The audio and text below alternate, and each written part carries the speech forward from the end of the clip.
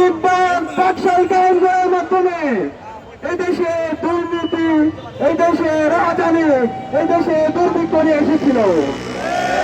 যে কারণে গত 50 বছর ধরে আমাদেরকে শাসন এবং শোষণের মধ্য দিয়ে যেতে হয়েছে। গভীর শ্রদ্ধার সাথে স্মরণ করছি সকল শহীদদের, যাদের আত্মত্যাগের মাধ্যমে আজকে আমরা স্বাধীন বাংলাদেশ পেয়েছি এবং যাদের আত্মত্যাগের মাধ্যমে আজকে আমরা ফ্যাসিবাদ মুক্ত বাংলাদেশ পেয়েছি।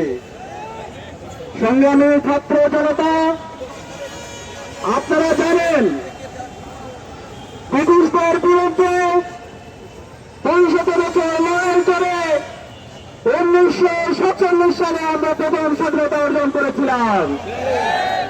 কিন্তু যে উদ্দেশ্যে আমরা স্বাধীনতা অর্জন করেছিলাম, আমাদের যে মুক্তি আকাঙ্ক্ষা ছিল সেই মুক্তি আমরা পাইনি, যার অনিবার্য পরিণতিতে 1971 সালে আমাদের শহীদদের রক্তত্যাগের মাধ্যমে আমরা স্বাধীন বাংলাদেশ নির্মাণ করতে পেরেছিলাম। আলহামদুলিল্লাহ।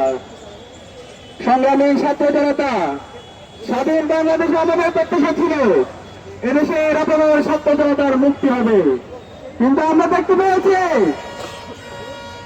মুজিববাদ বাকশাল কায়েম করার মাধ্যমে এই দেশে দুর্নীতি, এই দেশে রাজধানী, এই দেশে দুর্ভিক্ষ নিয়ে এসেছিল। যে কারণে গত 50 বছর ধরে আমাদেরকে শাসন এবং শোষণের মধ্য দিয়ে যেতে হয়েছে।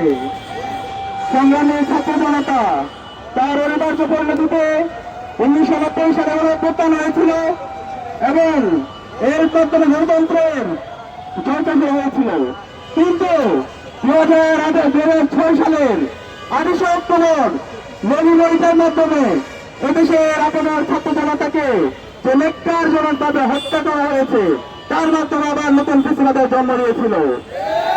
এর পরবর্তীতে গত 16 বছরে আমরা দেখতে পেয়েছি এই দেশে জুলুমতন্ত্র কায়েম করা হয়েছে এবং সর্বশেষ 24-এর ছাত্র জনতার অভ্যুত্থানের মাধ্যমে আমরা তৃতীয় স্বাধীনতা পেয়েছি। আলহামদুলিল্লাহ।